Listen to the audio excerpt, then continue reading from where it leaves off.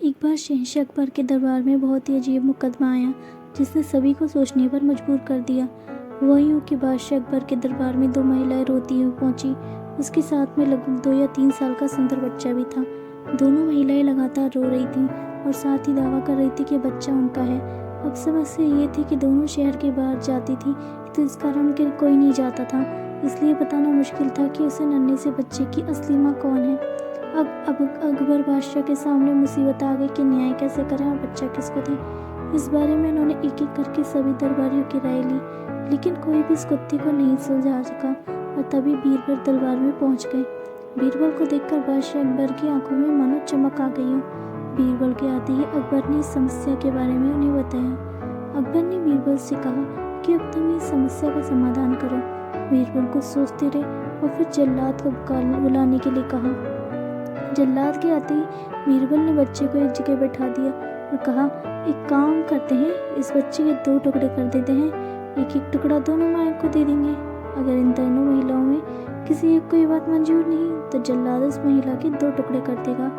ये बात सुनते ही उनमें से एक महिला बच्चे को टुकड़े करने की बात मान गई और बोली कि इससे आदेश मंजूर है, वह बच्चे के टुकड़े को लेकर चली जाएगी।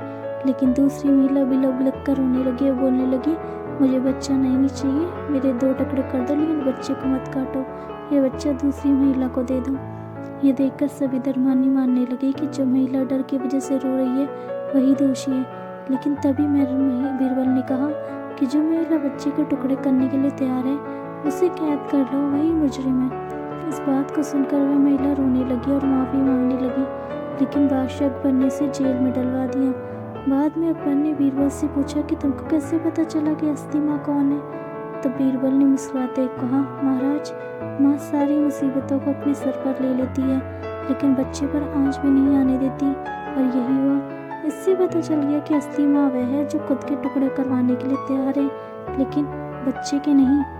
बीरबल की बात सुनकर बादशाह अकबर एक बार फिर बीरबल की बुद्धि के कायल हो गए। इस कहानी से हमें यह शिक्षा मिलती है कि कभी भी किसी दूसरे की चीज़ पर अपना हक नहीं जताना चाहिए। साथ ही हमेशा सच्चाई की ही जीत होती है और समझदारी से काम लेने पर हर समस्या का हल निकल आता है।